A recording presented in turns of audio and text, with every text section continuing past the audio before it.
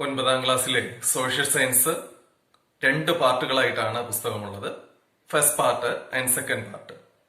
First പാർട്ടിൽ history, political science, sociology എന്നീ സബ്ജക്റ്റുകളും സെക്കൻഡ് പാർട്ടിൽ ജിയോഗ്രഫി, എക്കണോമിക്സ് എന്നീ സബ്ജക്റ്റുകളുമാണ് ഉൾക്കൊള്ളിച്ചിട്ടുള്ളത്. നമ്മളിവിടെ ഫസ്റ്റ് പാർട്ടിലെ ഫസ്റ്റ് ചാപ്റ്റർ ആണ് ആദ്യം നോക്കുക. The title of the first chapter is Medieval World Centers of Power. History can be classified into 3. They are ancient history, medieval history and modern history. ഹിസ്റ്ററിയെ 3 പാർട്ടുകളായിട്ട് classify ചെയ്യാം. Ancient history എന്നും medieval history എന്നും modern history എന്നും classify ചെയ്യുന്നു. In the last year we have studied the ancient history. 8th സ്റ്റാൻഡേർഡിൽ നമ്മൾ ancient history ആണ് പഠിച്ചത്. Then in the next year we will study the modern history. 10ാം ക്ലാസ്സിൽ modern history പഠിക്കും. Then in between ancient history and modern history there is medieval history that we have to study in this year. 9ാം ക്ലാസ്സിൽ നമുക്ക് പഠിക്കാനുള്ളത് medieval historyയെ കുറിച്ചാണ്. Then when this medieval history has begun, എന്നാണ് medieval history ആരംഭിക്കുന്നത് എന്നതിനെ കുറിച്ച് അറിയണം. The ancient history has ended in the year 476 C. What is the importance of 476 C? 476 C യുടെ ഇമ്പോർട്ടൻസ് എന്താണ്? That is the decline of Western Roman Empire. Western Roman എംപയറിന്റെ decline നടന്ന വർഷമാണ് 476 C. Common Era. C means common era. 476 C. Then ancient history begin from the origin of human on earth. ഇപ്പോൾ മനുഷ്യന്റെ ഉത്ഭവം മുതലാണ് ancient history start ചെയ്യുക. It continued till 476 C. That is decline of Western Roman Empire. Then medieval history has started in the year 476 C and ended in the year 1453 C. Then let us look what is the importance of 1453 C. 1453 C യുടെ importance എന്താണ് എന്ന് നോക്കുക. That is the decline of Eastern Roman Empire. Eastern Roman എംപയറിന്റെ decline. That is the capture of Constantinople by Turks in the year 1453 C. That is the end of medieval history. അപ്പൊ നമുക്ക് ഈ വർഷം പഠിക്കാനുള്ള period medieval history ആണ്. That is in between 476 C to 1453 C. Ancient history, medieval history classification നടത്തിയപ്പോൾ അവിടെ Western Roman Empire, Eastern Roman Empire, 2 എംപേഴ്സിനെ കുറിച്ച് പഠിച്ചു. Who divided the Roman Empire into Western and Eastern Roman empires? That is Roman emperor Diocletian divided the Roman Empire into 2 for administrative convenience. Administrative കൺവീനിയൻസിന് വേണ്ടി Diocletian എന്ന emperor Roman എംപയറിനെ 2 പാർട്ടുകളായിട്ട് divide ചെയ്യുന്നു. Western Roman Empire and its capital was Rome, and Eastern Roman Empire and its capital was Constantinople. ഇപ്പോൾ Western Roman Empire എന്നും Eastern Roman Empire എന്നും 2ആയിട്ട് ഡിവൈഡ് ചെയ്യുന്നു. വെസ്റ്റേൺ റോമൻ എംപയറിന്റെ ക്യാപിറ്റൽ റോം, ഈസ്റ്റേൺ റോമൻ എംപയറിന്റെ capital Constantinople. Then the ancient name of Constantinople was Byzantium. Byzantium എന്ന പേരിലാണ് Constantinople പണ്ട് അറിയപ്പെട്ടിരുന്നത്. Then ഇതിനുശേഷം കോൺസ്റ്റാന്റിനോപ്പിൾ എന്ന പേര് കൊടുക്കുന്നു. Then now this Constantinople is known as Istanbul. ഇന്ന് നമുക്ക് മാപ്പിൽ കോൺസ്റ്റാന്റിനോപ്പിൾ എന്ന് പറയുന്ന പ്ലേസ് സെർച്ച് ചെയ്താൽ നമുക്ക് കിട്ടില്ല. പകരം ഇസ്താംബുൾ എന്ന് പറയുന്ന പ്ലേസ് സെർച്ച് ചെയ്താലേ നമുക്ക് കാണാൻ കഴിയൂ.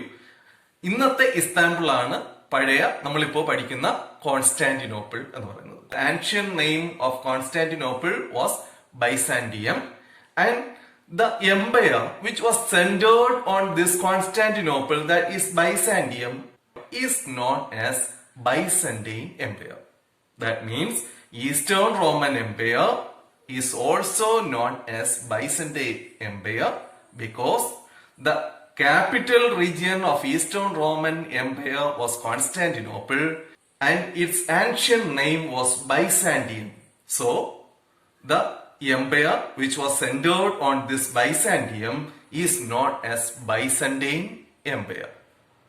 Then we have to study about the most famous Eastern Roman emperor, that is Justinian. Justinian was the most famous Eastern Roman emperor. Then which was the important contribution of this Justinian? Codification of existing law into a code of law, that is corpus juris civilis.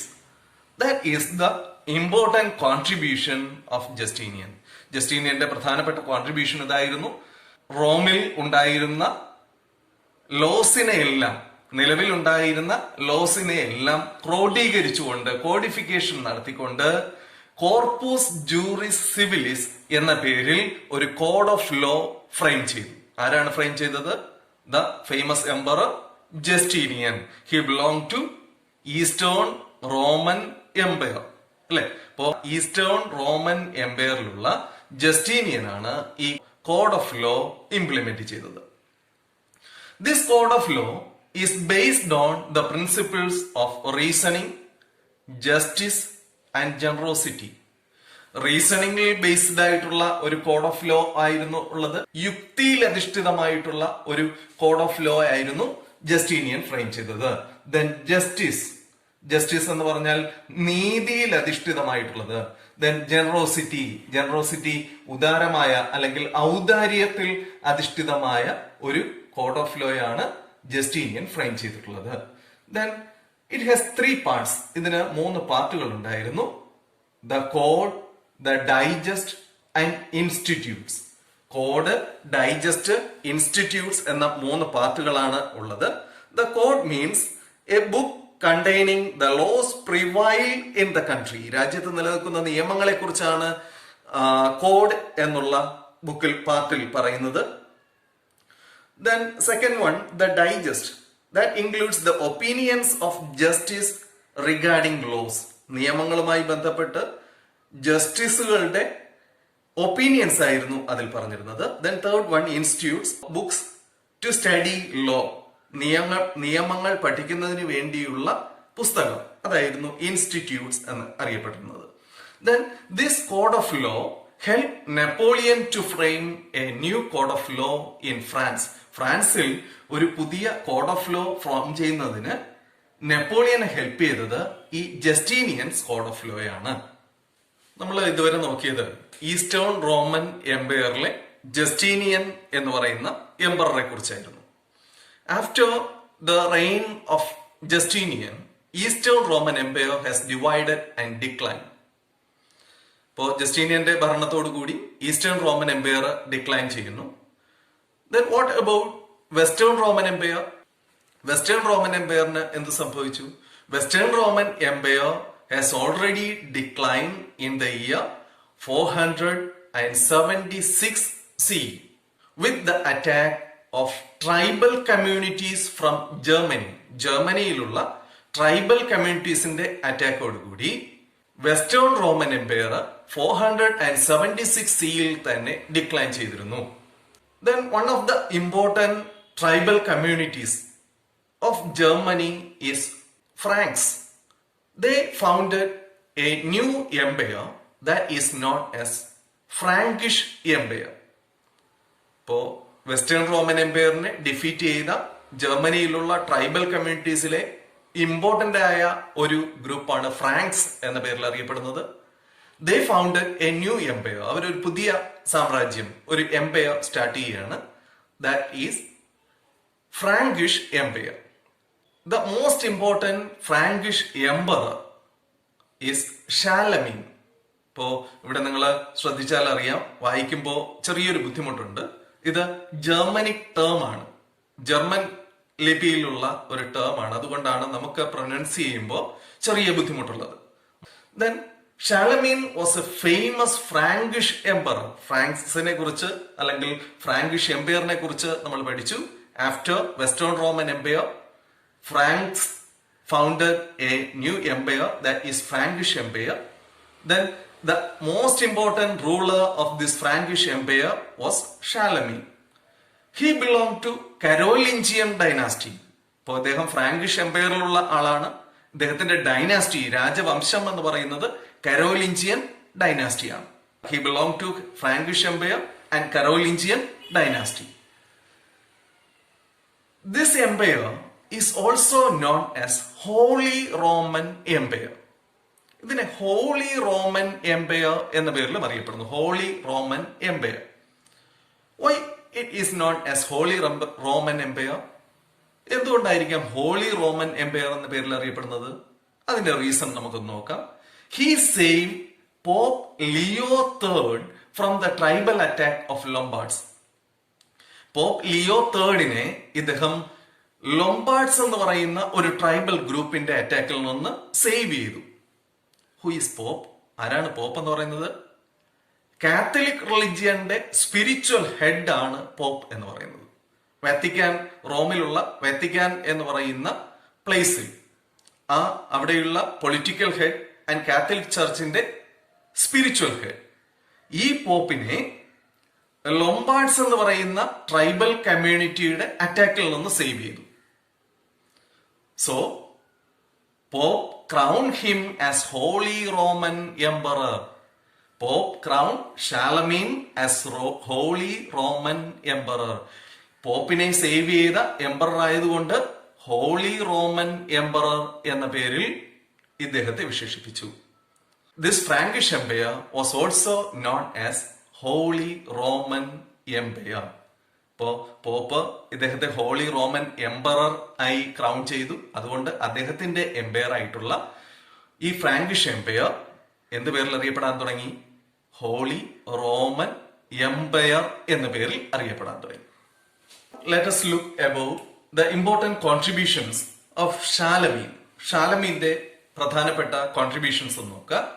He was a great conqueror and efficient administrator. അദ്ദേഹം നല്ലൊരു conqueror ആയിരുന്നു, അതോടൊപ്പം തന്നെ efficient administrator, നല്ലൊരു ഭരണാധികാരി കൂടെ ആയിരുന്നു. He expanded his empire through political alliances and matrimonial relations. അദ്ദേഹം തന്റെ സാമ്രാജ്യം വിപുലപ്പെടുത്തുന്നതിന് വേണ്ടി, വിസ്തൃതി കൂട്ടുന്നതിന് വേണ്ടി രണ്ട് തരത്തിലുള്ള ടെക്നിക്കുകൾ യൂസ് ചെയ്തിരുന്നു. ഒന്ന് political alliances and matrimonial relations. Matrimonial റിലേഷൻസും പൊളിറ്റിക്കൽ അലയൻസും അദ്ദേഹം ഫോം ചെയ്തിരുന്നു. ഒന്ന് പൊളിറ്റിക്കൽ അലയൻസ് ഫോം ചെയ്തിരുന്നു, മറ്റു രാജ്യങ്ങളുമായിട്ട് സൗഹൃദ ബന്ധം സ്ഥാപിച്ചു. അതോടൊപ്പം തന്നെ മാട്രിമോണിയൽ റിലേഷൻസ്, അദ്ദേഹം പ്രധാനപ്പെട്ട അല്ലെങ്കിൽ പവർഫുൾ ആയിട്ടുള്ള ചില നേഷൻസിൽ നിന്നായിരുന്നു അദ്ദേഹത്തിന്റെ മാട്രിമോണിയൽ മാരേജ് നടത്തിയിരുന്നത്. Then he introduced centralized administration. What is meant by centralized administration? Centralized means all powers vested in the hands of the emperor. എല്ലാ അധികാരങ്ങളും ചക്രവർത്തിയുടെ, എംപററിന്റെ ഹാൻഡ്സിലേക്ക് വരുന്ന തരത്തിലുള്ള ഒരു ഭരണമാണ് സെൻട്രലൈസ്ഡ് അഡ്മിനിസ്ട്രേഷൻ എന്ന് പറയുന്നത്. He introduce centralised administration. That means all powers vested in the hands of the emperor. Then he gave priority to local administration also. Local അഡ്മിനിസ്ട്രേഷനും അദ്ദേഹം പ്രയോറിറ്റി കൊടുത്തിരുന്നു. For local administration he appointed officers called counts. Local അഡ്മിനിസ്ട്രേഷന് വേണ്ടി അദ്ദേഹം കൗൺസ് എന്ന പേരിൽ കുറച്ച് ഓഫീസേഴ്സിനെ appoint ചെയ്തു. അവഴി വഴിയാണ് ലോക്കൽ അഡ്മിനിസ്ട്രേഷൻ, അതായത് ഈ കൗൺസ് എന്ന ഓഫീസേഴ്സ് വഴിയാണ് ലോക്കൽ അഡ്മിനിസ്ട്രേഷൻ ഷാലമീൻ കൺട്രോൾ ചെയ്തിരുന്നത്. ഇവിടെ ശ്രദ്ധിക്കുക, ഹി ഇൻട്രൊഡ്യൂസ് സെൻട്രലൈസ്ഡ് അഡ്മിനിസ്ട്രേഷൻ. അദ്ദേഹം സെൻട്രലൈസ്ഡ് അഡ്മിനിസ്ട്രേഷന് പ്രയോറിറ്റി കൊടുത്തിരുന്നതാണ്. But local administration also implemented through the officers called counts എന്ന ഓഫീസേഴ്സിനെ അപ്പോയിന്റ് ചെയ്തുകൊണ്ട് ലോക്കൽ അഡ്മിനിസ്ട്രേഷനും കൺട്രോൾ ചെയ്തിരുന്നു. Then, in order to check upon the activities of counts, he started a secret department that is Missae Dominici. അപ്പൊ അദ്ദേഹം ഈ local അഡ്മിനിസ്ട്രേഷന്റെ ഓഫീസേഴ്സിനെ control ചെയ്യാൻ വേണ്ടി, ആ കൗൺസിന്റെ ആക്ടിവിറ്റീസ് ഒക്കെ ഒന്ന് ചെക്ക് ചെയ്യാൻ വേണ്ടി he started a secret department known as Missae Dominici. Then besides this, he introduced relief fund to help the poor within the nation. പാവപ്പെട്ടവരെ സഹായിക്കുന്നതിന് വേണ്ടി ഒരു റിലീഫ് ഫണ്ട് അദ്ദേഹം സ്റ്റാർട്ട് ചെയ്തു. Then he established educational institutions all over his empire. എംപയറിന്റെ എല്ലാ ഭാഗങ്ങളിലും educational institutions start ചെയ്തു. The educational institutions led to the intellectual awakening in the nation. രാജ്യത്തിനകത്ത് ഒരു ഇന്റലക്ച്വൽ അവൈക്കനിങ്ങിലേക്ക് ലീഡ് ചെയ്തു. ബുദ്ധിപരമായ ഒരു ഉണർവിലേക്ക്, ഒരു വളർച്ചയിലേക്ക് ഈ എഡ്യൂക്കേഷണൽ ഇൻസ്റ്റിറ്റ്യൂഷൻസിന്റെ എസ്റ്റാബ്ലിഷ്മെന്റ് ലീഡ് ചെയ്തു. This intellectual awakening is known as Carolingian renaissance. Renaissance means intellectual awakening ആണ് റിനൈസൻസിന്റെ ഒരു പാർട്ട് എന്ന് പറയുന്നത്. He belong to Carolingian dynasty. That means Charlemagne belong to Carolingian dynasty. So, the intellectual awakening that has happened during the period of Charlemagne is known as Carolingian Renaissance. ഇപ്പോ ഷാലമീന്റെ കാലഘട്ടത്തിൽ ഒത്തിരിയേറെ educational institutions start ചെയ്തു. ആ educational institutions intellectual അവൈക്കനിങ്ങിലേക്ക് lead ചെയ്തു. ആ intellectual അവൈക്കനിങ്ങിനെ Carolingian renaissance എന്നറിയപ്പെടുന്നു. കാരണം Charlemagne belong to Carolingian